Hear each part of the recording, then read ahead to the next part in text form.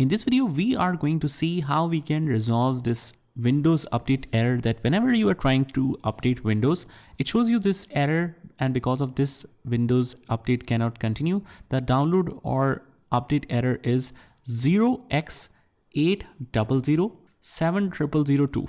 So we are going to see some of the solutions that might work in this situation. It might look something different whenever you are actually facing that. This is just a screenshot, so just don't worry about that if it doesn't match.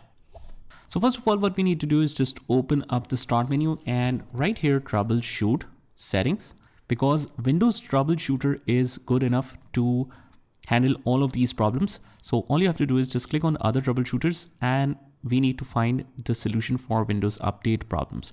Click on run. It will process a little bit, detect the problems, and will guide you through a couple of solutions that one of them might work for you. Just follow it step by step to see if it has been resolved. So after that, just close out here, restart the Windows if you have done a couple of solutions based on the Windows recommendation, and the Windows update should work. And after that, what else we can do is just open up the start menu and we need to write here CMD, right click, run as administrator, click yes. If it asks, do you want to allow this app to make changes to your device? Click yes. And I'll just zoom it a little bit so that you can see everything clearly on the screen. We just have to write here SFC space /scannow.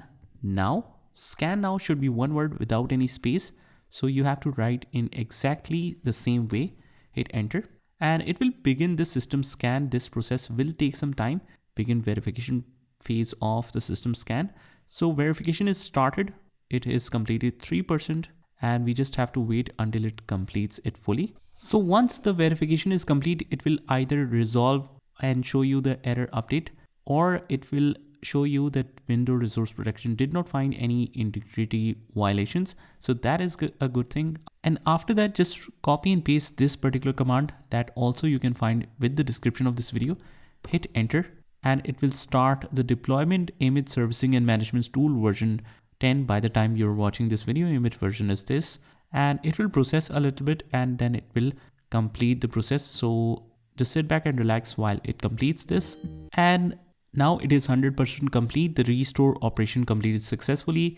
And now you can close out of here and restart your computer once to make all of this effective. And hopefully you should be able to get rid of that error. So that's pretty much it, guys. I hope you found this video helpful. And if you did, hit the like button and subscribe to our channel and just comment down below and tell me if that works for you. And I will see you in the next one.